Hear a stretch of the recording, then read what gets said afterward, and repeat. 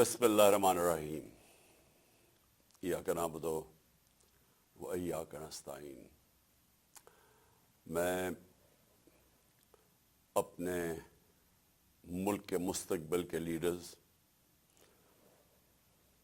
Universities, colleges کے جو ہمارے نوجوان ہیں، جن کے اوپر ہم نے امید لگائی ہوئی ہے کہ وہ انشاءاللہ اس ملک کو اس سطح پہ لے کے جائیں گے جو اس ملک کو جانا چاہیے تھا۔ تو میں آپ کو سب سے پہلے یہ بتا دوں کہ یہ بہت بڑا ایک عظیم خواب تھا پاکستان، یعنی ہم جو علامہ اقبال شاید 500 سال میں اس طرح کا کوئی ذہن نہیں آیا، جو انٹلیکٹ نہیں آیا جو علامہ اقبال کا تھا، تو ان کا یہ ایک بہت بڑا تصور تھا پاکستان کا کہ ہم نے ایک مثالی اسلامی ریاست بننے، اور وہ مدینہ کے ریاست کے اصولوں کے اوپر ہم نے کھڑا کرنا تھا ایک ملک جو دنیا میں مثال بننا تھا کہ اسلام کیا ہے۔ تو یہ بڑی بڑی خواب تھی۔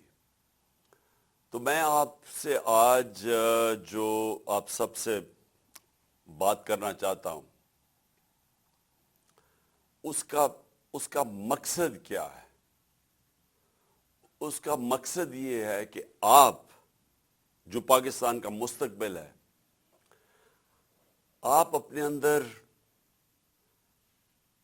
جو اللہ نے پوٹینشل دیا ہے، جو آپ کو اللہ نے اشرف المخلوقات بنایا ہے، سب سے عظیم مخلوق، فرشتوں کو کہا تھا کہ انسان کے سامنے جھکو، کہ جب شیطان نے پوچھا کہ میں نہیں جھکتا، تو اللہ نے کہا تمہیں بھی، فرشتوں کو بھی نہیں پتا کہ میں نے یہ انسان کو کتنی پاور، صلاحیت دی ہے۔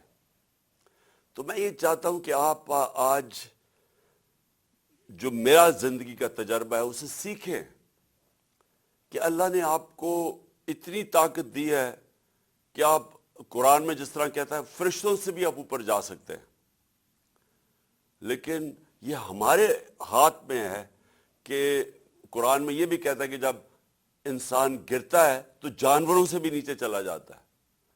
تو ہمارے اوپر ہے کہ ہم کیا پرواز ہماری اوپر جانی ہے، یا ہم نے یہ زمین پہ، جس طرح مولانا رومی کہتے ہیں کہ جب اللہ نے آپ کو پر دیے تو کیوں زمین کے اوپر کیڑے مکوڑوں کی طرح، چونٹیوں کی طرح رینگ رہے ہو؟ لیکن سب سے پہلے میں جو آپ کو بات کرنا چاہتا ہوں وہ یہ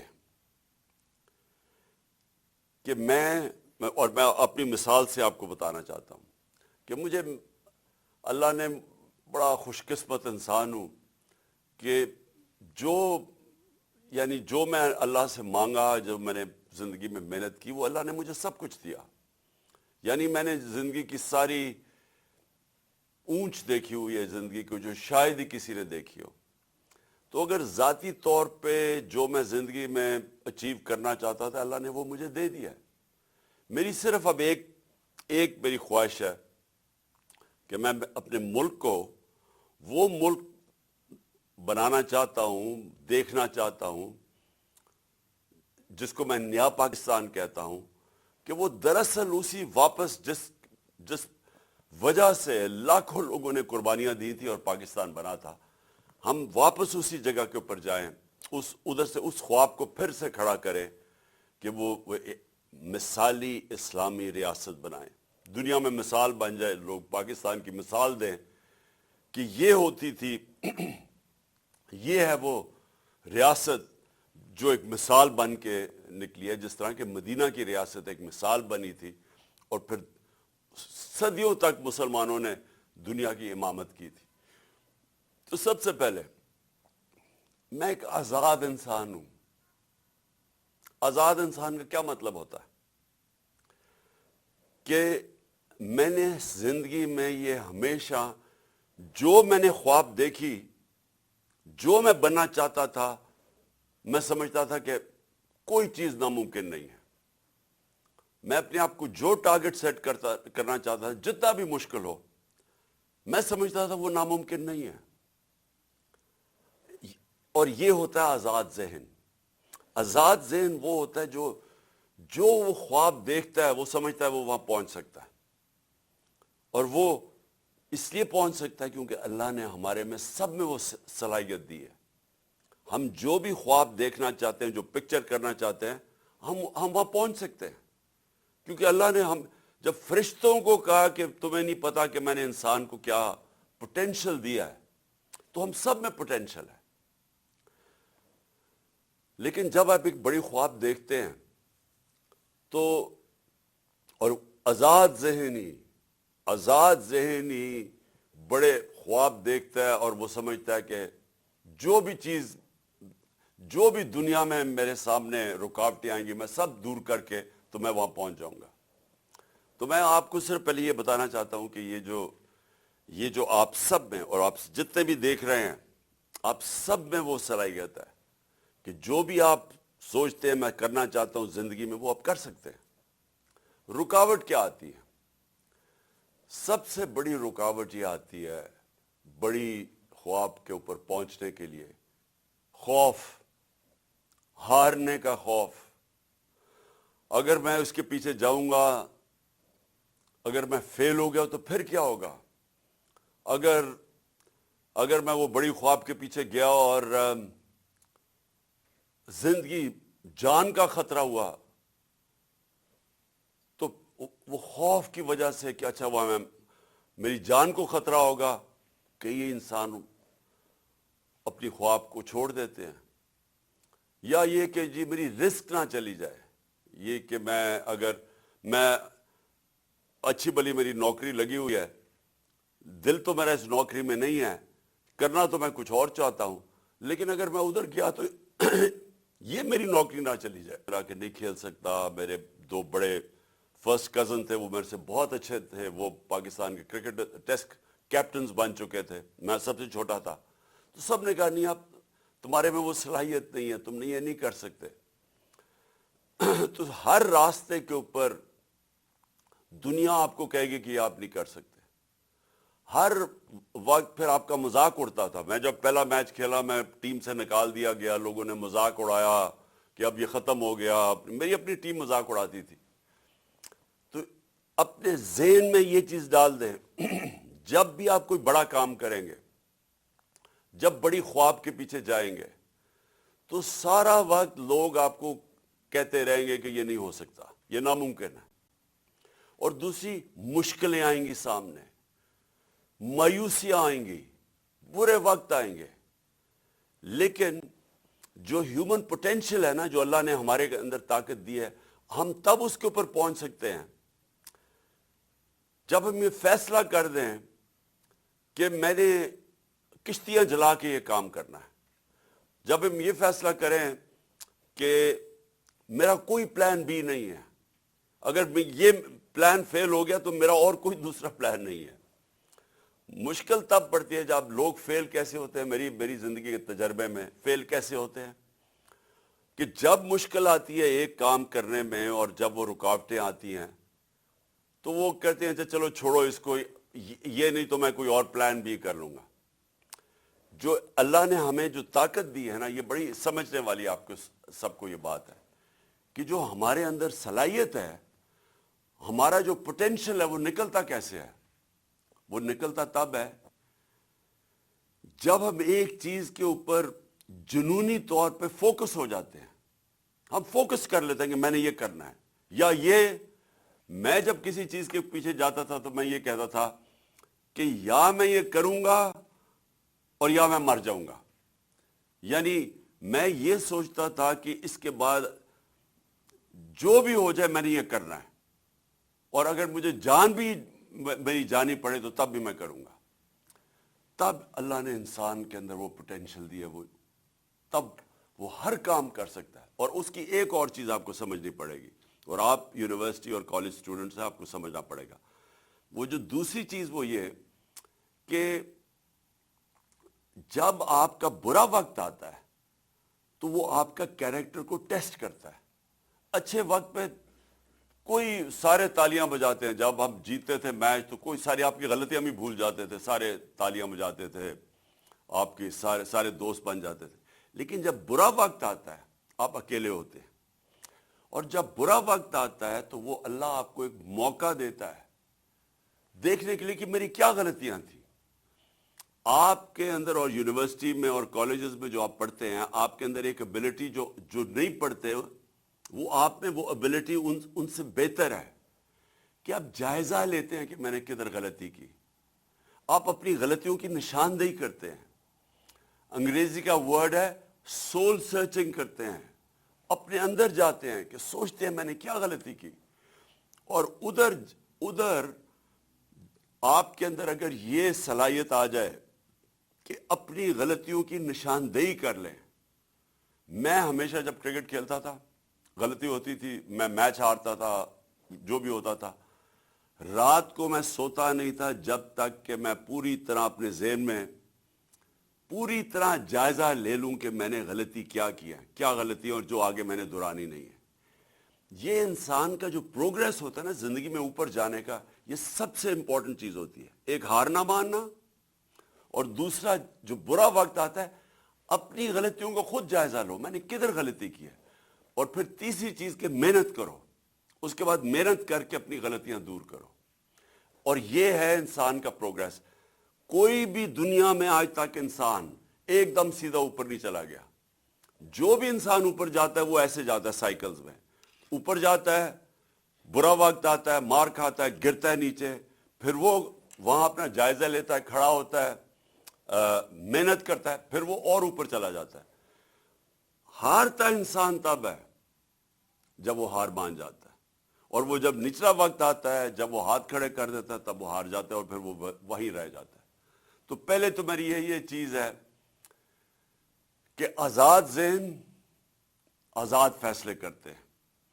دنیا میں جو بڑے بڑے لوگوں نے ایجادیں کی، نئی نئی چیزیں ایجادیں کی، جب مسلمان ایک وقت پہ ہم اپنی پیک پہ تھے، ہمارے اندر خود اعتمادی تھی، ہمارے اندر کانفیڈنس تھا، تو ایک ایسا وقت تھا کہ کئی 100 سال تک جو سارے دنیا کے ٹاپ سائنٹسٹ مسلمان تھے، کہ آزاد ذہن تھے. وہ سمجھتے تھے ہم کچھ بھی کر سکتے ہیں، وہ کہتے کوئی چیز ناممکن نہیں ہے. اور وہ ذہن پھر نئی نئی چیزیں ایجاد کرتے تھے، اور جو بڑے 100 سال تک مسلمان دنیا کے اندر لیڈ کرتے رہے ایجادوں کے اندر، سائنس کے اندر، جو ویسٹرن سویلائزیشن کے اندر جو ان کی جو رینیسانس آئی، جو یورپ میں رینیسانس تھی، جب انہوں نے آگے بڑھنا شروع کیا تو مسلمانوں نے وہ کئی 100 سال تک وہ گیپ پورا کیا، جبکہ وہ گریک سویلائزیشن اور رومن سے جو بیچ میں گیپ تھا وہ مسلمانوں نے پورا کیا، مسلمان سائنٹسٹ نے. تو پہلی چیز تو میں نے آپ کو یہ کہنی تھی کہ آزاد ذہن وہی اوپر جاتے ہیں، پرواز انہی کی اوپر ہے. غلام ذہن اچھے غلام بنتے ہیں، کبھی ان کی پرواز اوپر نہیں جاتی.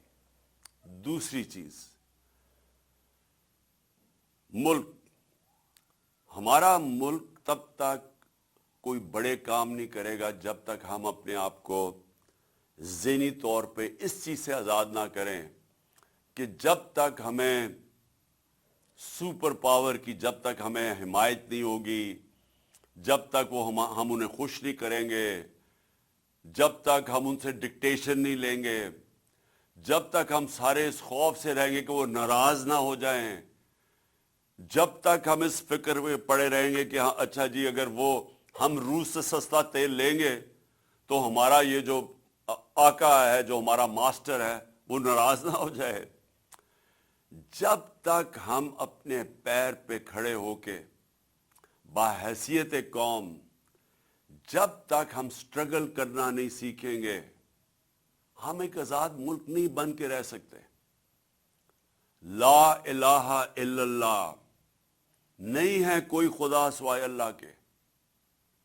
یہ ایک بہت بڑا دعویٰ آزادی کا ہے.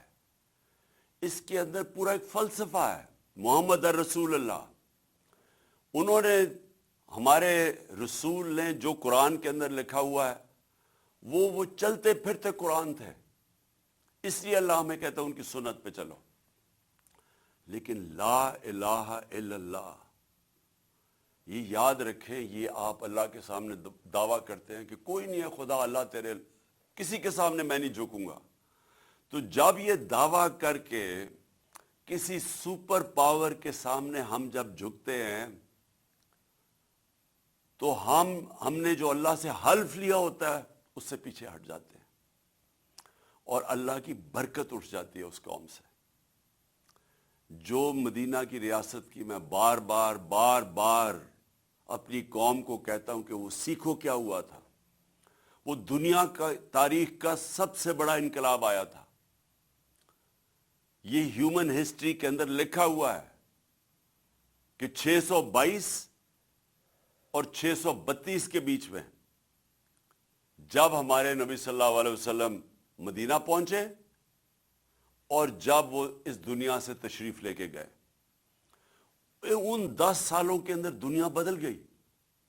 ایک ایسا انقلاب آیا جو کہ تاریخ کا حصہ ہے، کہ وہ لوگ جن کی حیثیت کوئی نہیں تھی وہ دنیا کی امامت کی انہوں نے، کہ 625 جنگ بدر 313 لڑنے والے تھے، 11 سال کے بعد رومن ایمپائر، بیزنٹائن ایمپائر، یارمک کی جو جنگ ہوئی تھی، گھٹنے ٹیک گیا مسلمانوں کے سامنے 11 سالوں کے بعد۔ کہاں 313، رومن ایمپائر کی جو ایک سدن لیجن تھی وہ 1 لاکھ فوجی تھے اور جدید ہتھیار تھے، اور اس کے اگلے سال جو دوسرا سپر پاور تھی وہ ان کے سامنے گھٹنے ٹیک گیا، جو پرشین ایمپائر تھا۔ یہ تاریخ کا حصہ ہے۔ وہ کیا چینج آیا تھا ان لوگوں میں؟ ہمارے نبی صلی اللہ علیہ وسلم نے ان کے اندر کون سا فکری انقلاب لے کے آئے تھے کہ وہ بالکل انسان، چھوٹے سے انسانوں کو پر لگے اور دنیا کی امامت کی انہوں نے۔ سب سے پہلے ہوتی ہے خودداری۔ علامہ اقبال کی جو ساری شاعری، اس کا جو فلسفہ اگر آپ وہ پڑھیں، علامہ اقبال کے بہت پہلو ہیں، لیکن ایک پہلو جو تھا وہ غلام ہندوستان کے مسلمانوں کو جگانے کی کوشش کر رہے تھے۔ خودداری، یہ ان کی جو ساری کوشش تھی مسلمانوں کو جگانے کی کوشش کر رہے تھے۔ بتا رہے تھے کہ ایک زمانے میں آپ کیا تھے، شکوہ اور جواب شکوہ، کہ کہاں تھے آپ ایک زمانے میں اور کہاں آپ زمینوں پہ پہنچ گئے۔ یہ آج بھی میں اپنی قوم کو یہ سمجھانا چاہتا ہوں کہ جس وقت ہمارے ملک کے اوپر ذہنی غلام بیٹھے ہوں، جو سارا وقت خوف زدہ ہو کہ جناب ہمیں کوئی ناراض نہ کر دیں اگر ہم سستا تیل لیں گے روس سے، اپنی قوم کی زندگی آسان کریں گے، تو ہمارا جو آقا ہے وہ ناراض نہ ہو جائے، کیونکہ ان کے اربوں ڈالر ادھر پڑے ہوئے ہیں، تو وہ ڈالروں نے ان کو غلام بنا دیا ہے۔ ہندوستان ان کا اسٹریٹجک ایلائی ہوتے ہوئے سستا تیل لے رہا ہے امریکہ، روس سے 40% کم پہ تیل لے رہا ہے اپنے لوگوں کے لیے، اور ہم یہاں مہنگائی میں پسے ہوئے ہیں، کیونکہ ہمارے وہ غلام جو اوپر بیٹھے ہوئے ہیں وہ بیچارے اتنے ڈرتے ہیں کہ وہ جناب جب تک وہ مائے باپ ان کی اجازت نہیں دیتا وہ تیل نہیں خریدتے۔ اور وہ اور بڑی چیزیں ہیں، ہم نے ان کی جنگ میں شرکت کی، ایک دھبکا پڑا، ایک ٹیلی فون میسج آئی، چاروں شانے چت ہو گئے ہمارا جو اس وقت کا سربراہ تھا، اور اپنے 80,000 لوگوں کی قربانی دے کسی اور کی جنگ میں شرکت کر کے۔ میں اکیلا لگا رہا، بار بار کہتا رہا کہ یہ بہت بڑا ظلم کر رہے ہیں، کسی کی جنگ میں جا کے اپنا ملک کی تباہی کر رہے ہیں، اور مجھے یہی لوگ، یہی میڈیا میرے پیچھے پڑ گئے کہ جی طالبان خان ہے، جی یہ وہ ہے، یہ پرو دہشت گرد ہے، کیونکہ یہ غلام ہے۔ میں ایک آزاد انسان ہوں، میں کسی کی غلامی قبول نہیں کرتا۔ میں لا الہ الا اللہ میرے دل میں ہے، میں نے آج تک کبھی کسی کے سامنے نہیں جھکا، اور میں چاہتا ہوں کہ نہ ہی میری قوم، اور خاص طور پہ آپ جو ملک کا مستقبل ہے، اپنے آپ کو آزاد کر لیں۔ ایک قوم بنتی تب ہے جب وہ قوم فیصلہ کر لیتی ہے کہ ہم نے اپنے پیر پہ کھڑا ہونا ہے، ہم نے خوددار قوم، غیرت مند قوم بن کے رہنا ہے۔ دنیا تب عزت کرے گی پاکستانیوں کی جب پاکستانی اپنی خود عزت کریں گے۔ جب یہ ایک دنیا کا اصول ہے، کبھی اگر آپ نے اپنی عزت کروانی ہے دنیا سے، پہلے اپنی عزت خود کریں. جب آپ بیکاریوں کی طرح کبھی وہ جو کہتا ہے کہ میں مانگنے تو نہیں آیا لیکن میں بڑا مجبور ہوں، تو جب آپ کا پرائم منسٹر جا کے اس طرح کی باتیں کرتا ہے تو اس کو تو خیر وہ تو بے شرم لوگ ہیں، ان کی تو عزت ہے ہی کوئی نہیں، چوروں کی کیا عزت ہوگی، لیکن وہ ساری قوم کی عزت ختم کر دیتے ہیں، ہر پاسپورٹ کی عزت چلی جاتی ہے. تو میں آپ کو جو آپ میرے فیوچر ہیں، یہ یاد رکھیں کہ یہ جو سب سے پہلے یہ بے شرمی کی زندگی گزارنی پڑتی ہے نا، ہاتھ پھیلا کے، جو اپنا پیسہ چوری کر کے ملک سے باہر بھیج دیتے ہیں، اربوں اربوں ڈالر کی پراپرٹیز میں وہاں رہتے ہیں بادشاہوں کی طرح، اور باہر لوگوں سے قرضے مانگ رہے ہیں کہ ملک چلانے کے لیے قرضہ چاہیے. تو یہ جو میرا دوسرا پوائنٹ یہ ہے کہ ہم ایک ملک وہ دیکھنا چاہتے ہیں، اور یہ مشکل راستہ، آزادی کا راستہ آسان نہیں ہوتا، آزادی کے لیے قربانیاں دینی پڑتی ہیں. جو ملک آزاد ہوئے ہیں قربانیاں دی انہوں نے. اور ایک اور میری بات یاد رکھ لیں، آپ نماز میں صرف اللہ سے ایک چیز مانگتے ہیں کہ اللہ مجھے ان کے راستے پہ لگا جن کو تو نے نعمتیں بخشی ہیں، اس راستے پہ نہیں جو اپنی تباہی کے راستے پہ چلے گئے. جو تباہی کا راستہ ہے وہ کئی دفعہ آسان راستہ ہے، وہ لوگ بڑا آسان راستہ لگتا ہے، جی ہم ایڈ لے لیں گے، دیکھیں جی محنت کریں گے نہیں، ایڈ لے لیں گے تو وہ پیسہ آ جائے گا تو چلے جی ہم اپنا ملک تھوڑی دیر کے لیے چلا لیں گے. یہ تباہی کا راستہ ہے. جو آپ کی عظمت کا راستہ ہے، جو آپ اللہ سے مانگتے ہیں ہر روز نماز میں، وہ مشکل راستہ ہے، وہ نبی صلی اللہ علیہ وسلم کا راستہ ہے. وہ آسان راستہ نہیں تھا ان کی زندگی پڑھیں، مشکلوں کا راستہ تھا، لیکن کسی انسان کو وہ عظمت نہیں ملی. وہ چھوٹی سی ایک ریاست کھڑی ہوئی اور اس نے دنیا کا کئی سو ہزار سال تک مسلمان دنیا کی پاور بنے رہے. تو وہ ادھر مدینہ کی ریاست میں اصول طے کیے گئے تھے، اور سب سے بڑا اصول یہ ہے لا الہ الا اللہ، نہیں ہے خدا سوائے اللہ کے. ان کے پاس بھی 2 سپر پاور تھیں، وہ بھی ان سے ایڈ مانگ سکتے تھے، مدد مانگ سکتے تھے، نہیں، انہوں نے اپنے پیروں کے اوپر کھڑا ہو کے ایک عظیم قوم بنے.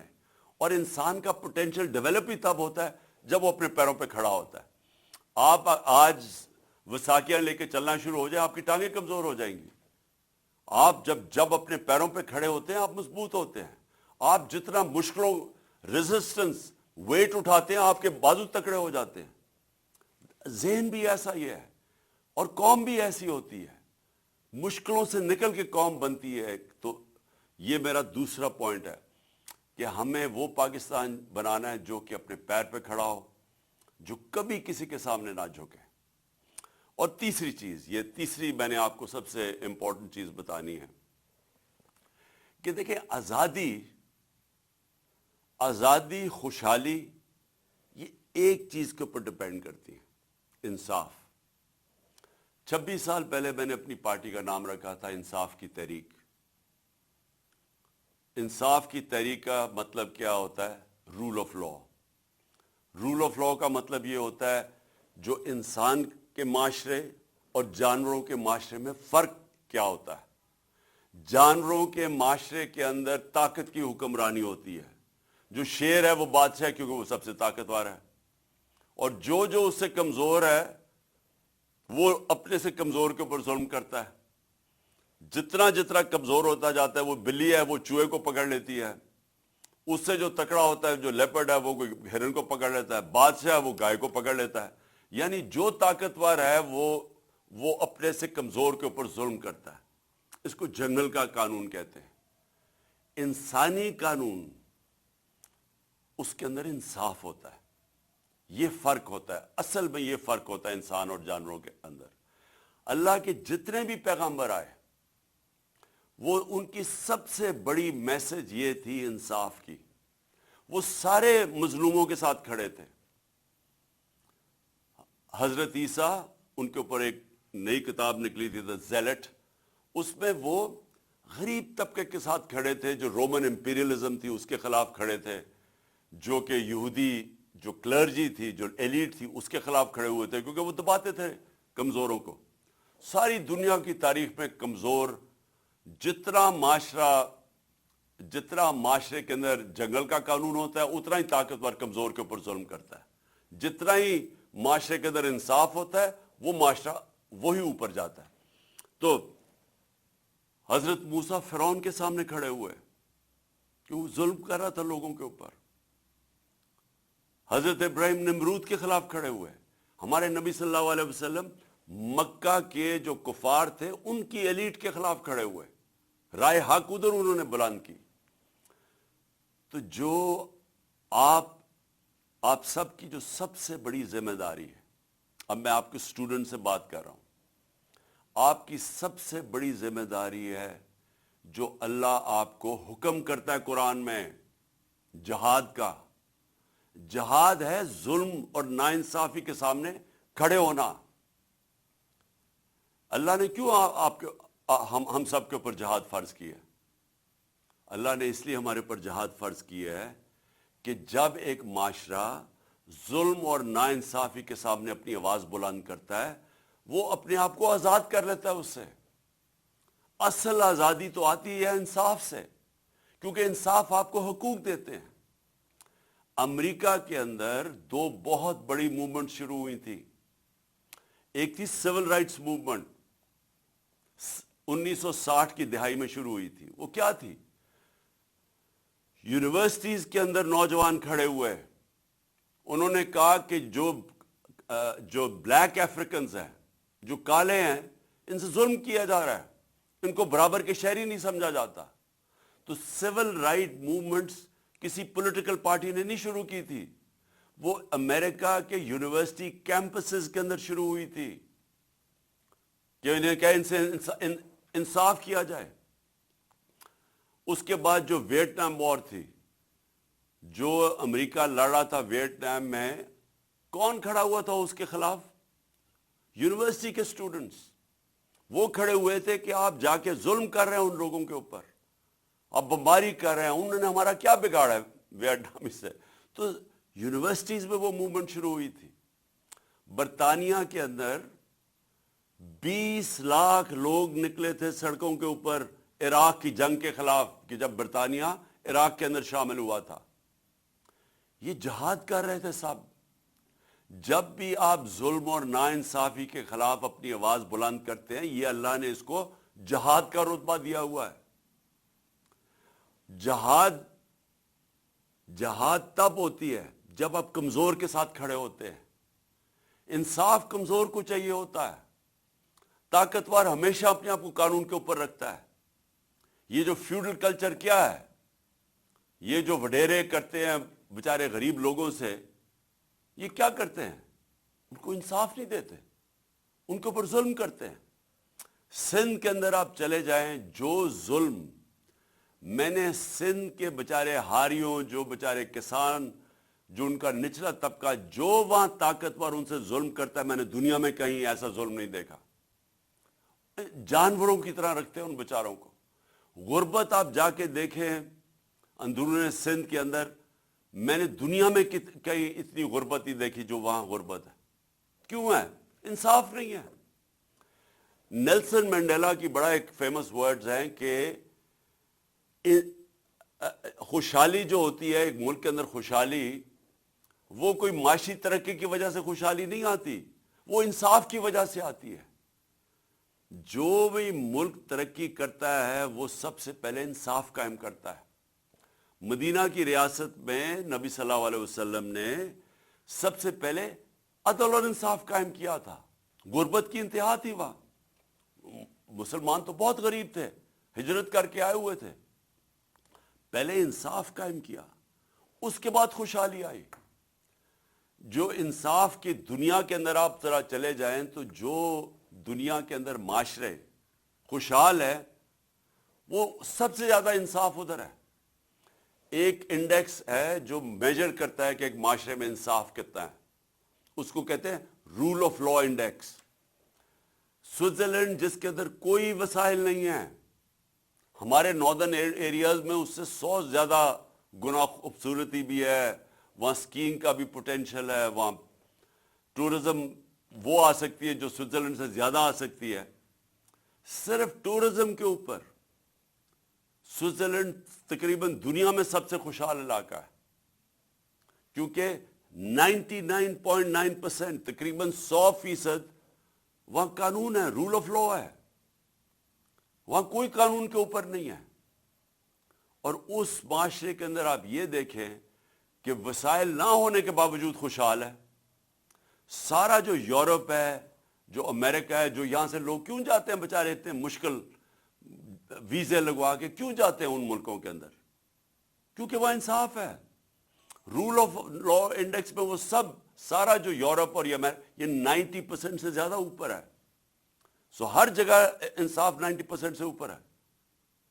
تو مسلمان ملکوں پہ آ جائیں، جو سب سے زیادہ تیل ہے سارے افریقہ کے اندر وہ ہے نائجیریا، 7% ہے رول آف لا انڈیکس میں، انصاف ہی نہیں ہے، تو تیل کے باوجود غربت ہے۔ ہماری جو مسلمان دنیا ہے، پاکستان دیکھ لیں، ہمارا کیا رول آف لا انڈیکس ہے؟ ہم 10% بھی نہیں ہیں۔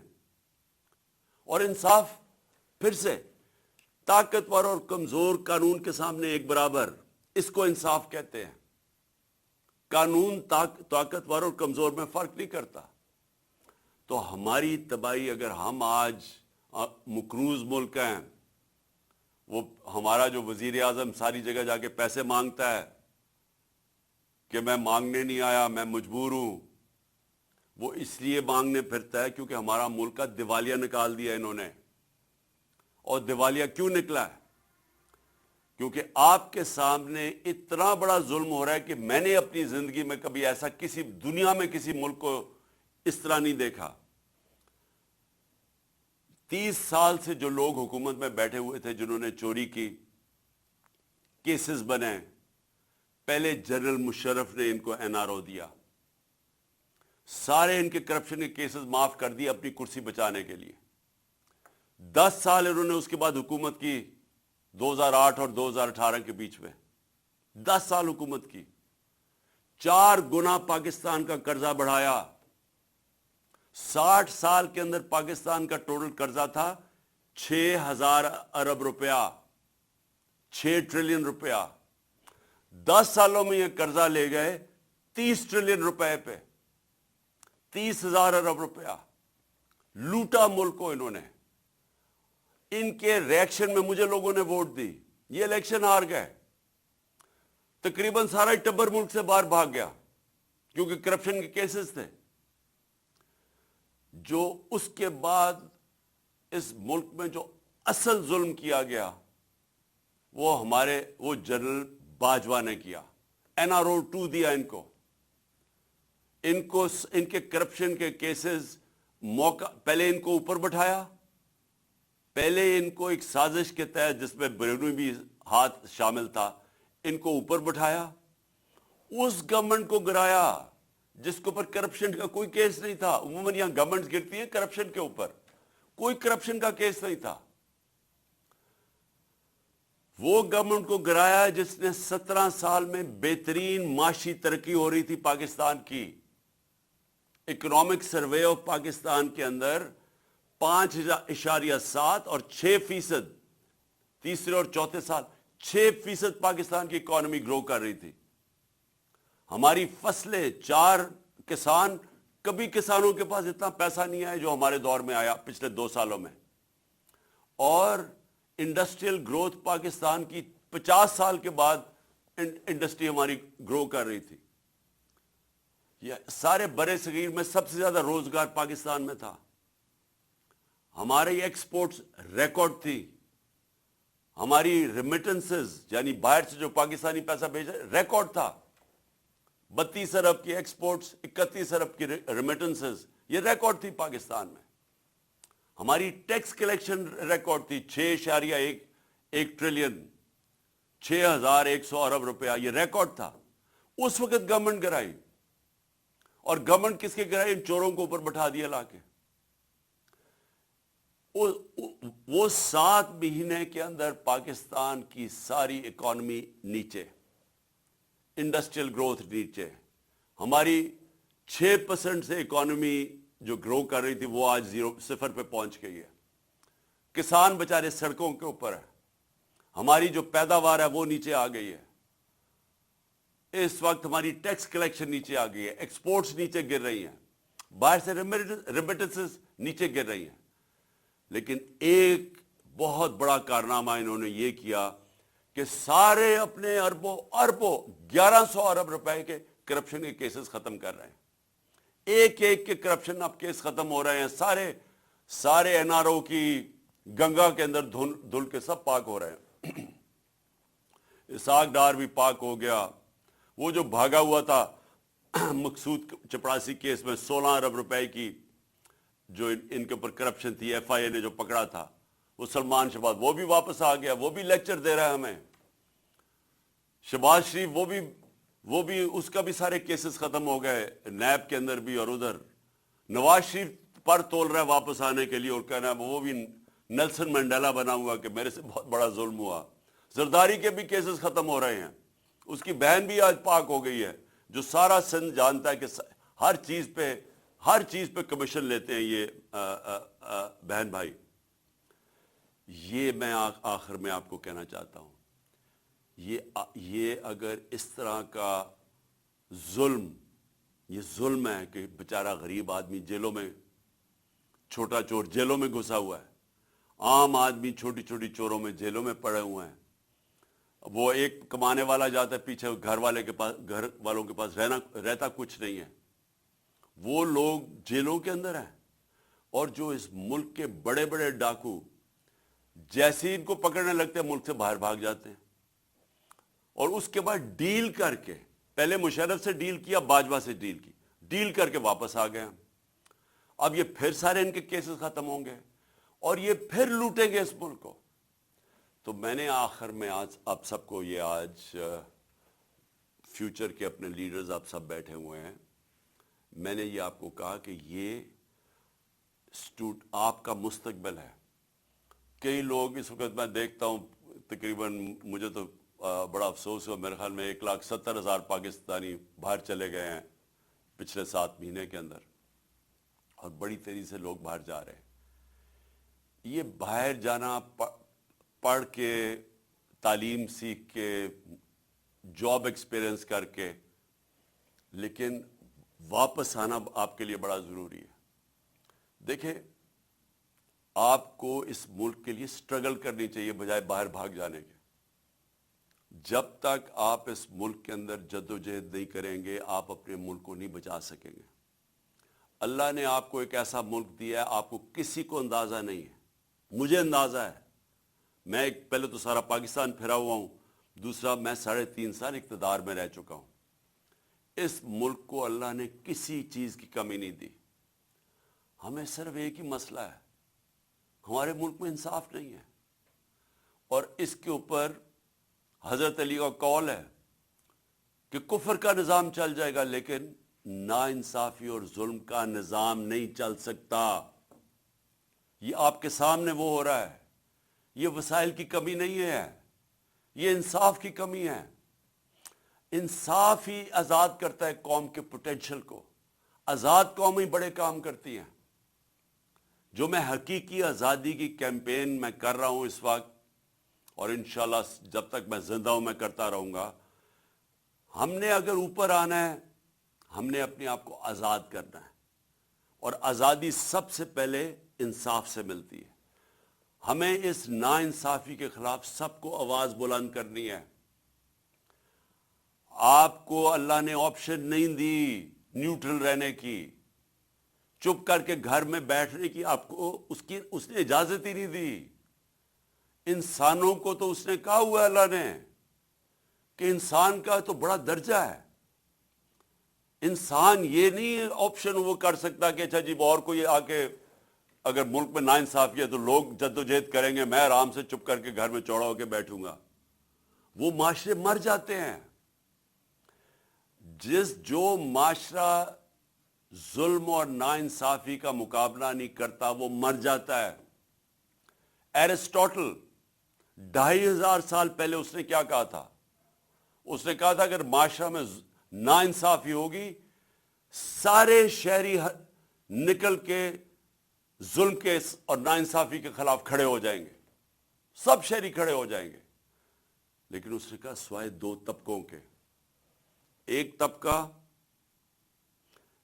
وہ طبقہ نہیں کھڑا ہوگا جو کہ بزدل ہے، وہ ڈرے گا کہ میرے اوپر کیس ہو جائے گا، FIR ہو جائے گی، وہ یہ ہو جائے گا، وہ ہو جائے گا، میں مر جاؤں گا، مجھے یہ ہو جائے گا. ایک تو وہ بزدل طبقہ نہیں نکلے گا، اور دوسرا خود غرض، جس کو صرف اپنی پڑی ہوئی ہے کہ میرا تو جی اچھا بھلا گھر چل رہا ہے، میری تو فیکٹری چل رہی ہے، میں کیوں جرام نکلوں. یہ جو 2 طبقے اگر ان کی ایک عوام کے اندر زیادہ اکثریت بن جاتی ہے، بلکہ اکثریت بن جاتی ہے، تو وہ معاشرے ختم ہو جاتے ہیں.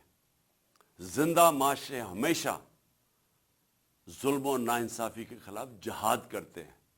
اس لیے جو میری یہ جو حقیقی آزادی کی میں جو نکلا ہوا ہوں تحریک چلانے کے لیے، اس کو میں جہاد کہتا ہوں.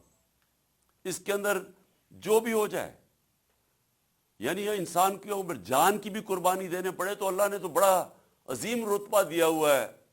جو کہ اپنی آزادی کے لیے لڑتا ہے اس کو تو اللہ نے شہادت کا رتبہ دیا ہوا ہے. اس لیے میں آپ سب کو آخر میں یہ کہنا چاہتا ہوں کہ وہ پاکستانی، وہ آدمی جس کو اللہ سب کچھ دے بیٹھا ہے، میں صرف اور صرف اس کے لیے نکلا ہوا ہوں، اپنی قوم کے لیے، آپ کے لیے، آپ کے مستقبل کے لیے. کیونکہ غلاموں کا کوئی مستقبل نہیں ہے، یہ بھی کوئی مستقبل نہیں ہے کہ میں ویزا کٹا کے باہر چلا جاؤں گا. میں نے 20 سال اپنی زندگی کے باہر گزارے ہوئے ہیں. میں تو سٹار تھا، مجھے تو ہر قسم کا جو معاشرہ تھا وہ اپناتا تھا، کیونکہ سب سٹار کے ساتھ ملنا چاہتے ہیں. میرا تو بہت بڑا نام تھا. لیکن ایک دفعہ بھی میں نے یہ نہیں سوچا کہ میں پاکستان کے علاوہ کوئی اور ملک کو اپنا گھر بنانا چاہتا ہوں. کیونکہ انسان، دیکھیں پھر سے یاد رکھیں، انسان کا ایک بڑا مقصد اللہ نے پیدا کیا ہوا ہے. جانور جو ہوتا ہے، وہ جانور بھی کھاتا پیتا ہے، بچے پیدا کر کے مر جاتا ہے. تو اگر انسان کا وہی مقصد رہ گیا کہ میں اپنی ذات، میں بھی کھا پی کے بچے پیدا کر کے مر جاؤں، تو آپ میں جانوروں میں تو کوئی فرق نہیں رہا. انسان کا رتبہ تب ہے جب اس میں انسانیت ہے، جب وہ اپنا مقام پہچانے کہ میں اشرف المخلوقات ہوں، میں اللہ کو جواب دہ ہوں. میں جتنا زیادہ وہ مجھے نوازتا ہے، وہ میرے سے سوال پوچھے گا آخرت میں کہ تم نے کیا کیا. اور آپ سب کیونکہ یونیورسٹی اور کالج سٹوڈنٹس ہو، آپ کے اوپر زیادہ ذمہ داری ہے. اور زیادہ ذمہ داری ادھر سے شروع ہوتی ہے معاشرے کے لیے، کہ جب آپ یہ دیکھتے ہیں کہ یہ سارے بڑے بڑے ڈاکو دندراتے پھر رہے ہیں، تو آپ نے چپ کر کے نہیں بیٹھنا. میں جب آکسفورڈ کے اندر تھا، ٹائم ہمارے اسٹوڈنٹ ضائع نہیں کرتے تھے، اب ویک ڈیز میں پڑھتے تھے. لیکن جو ویکینڈ آتا تھا، سیٹرڈے سنڈے، وہ سارے احتجاج کرتے تھے اگر کوئی چیز معاشرے میں غلط ہو رہی ہو. زندہ لوگ تھے، احتجاج کرتے تھے کہ یہ غلط ہو رہا ہے، یہ ناانصافی ہے. میں اسٹوڈنٹس کی بات کر رہا ہوں. پڑھائی بھی اپنی کرتے تھے، لیکن ساتھ ساتھ وہ ایک معاشرے کا حصہ تھے. اپنی ذمہ داری سمجھتے تھے کہ اگر کوئی ناانصافی ہو اس کے اوپر ہم اپنی آواز بلند کریں گے. میں آپ سب کا بڑا شکر گزار ہوں، اور میں آخر میں یہ امید رکھتا ہوں کہ یہ جو ہماری تحریک چل رہی ہے حقیقی آزادی کی، آپ سب اس کے اندر شرکت کریں گے، میرے لیے نہیں، اپنے مستقبل کے لیے. پاکستان زندہ باد.